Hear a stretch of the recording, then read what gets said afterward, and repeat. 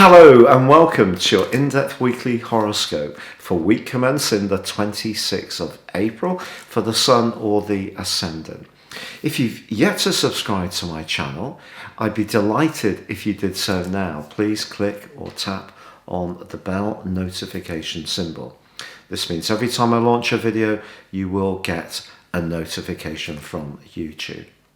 Also, if you would like to discuss your personal situation in an in-depth way with me, please check out the link beneath this video and you can see my testimonials.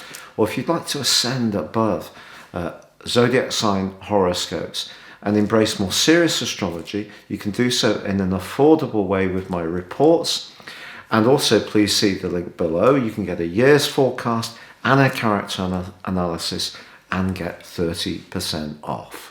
Hello Aquarius and welcome to your in-depth weekly horoscope for week commencing the 26th of April. This week sees a lunar eclipse in your sector of success. And the 10th house, which is represented by the energy of Scorpio, for you is about where you can have influence at a deeper level. But wherever we find ourselves in terms of our public facing role, our responsibilities, our goals, we need to feel comfortable. And that's where the Sun is at the moment. But it's very closely allied on this particular event to Uranus, your modern and rather radical ruler. So what it's saying to you is that your home situation could be quite unsettled, especially because Venus and Mercury are together in your 4th house too, and they're giving you a real craving to make your domestic or family world or your emotional situation as stable as possible. But they're being challenged by your traditional ruler of Saturn, which of course has been in a sharp right angle with Uranus for much of this year. So basically, this eclipse gets caught up in that dynamic, which has been causing some frustration for Aquarius people since the middle of January. Now, a few people have written to me to say, come on, Patrick, you're an Aquarius. Why isn't this year quite as good as all the astrologers were saying it would be? Because Saturn and Jupiter came back to Aquarius for the first time together in 800 years. Well, the simple answer is because the two rulers of Aquarius are in conflict and will be through to July. And that's going to be repeated in the last 5 weeks of this year.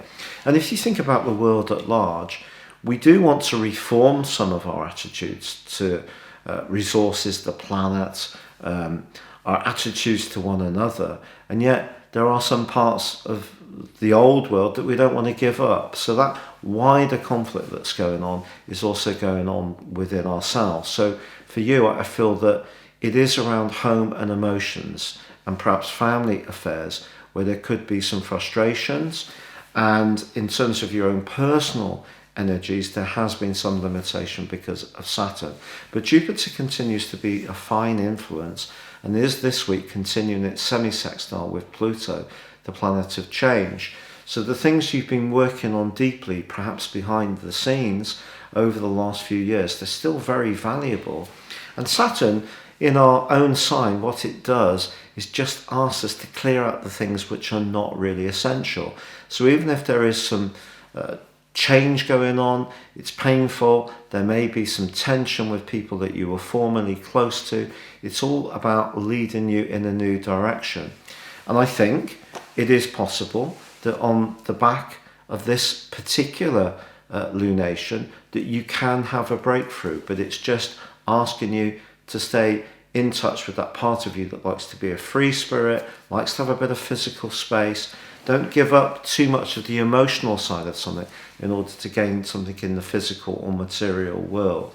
And Pluto goes into a retrograde on Tuesday, which lasts through to the 5th of October. So if there are still some old, painful issues or patterns of behavior still working around inside myself or yourself, then we're given this next 5 months to work hard to reform those things, to clear them out, to let them go.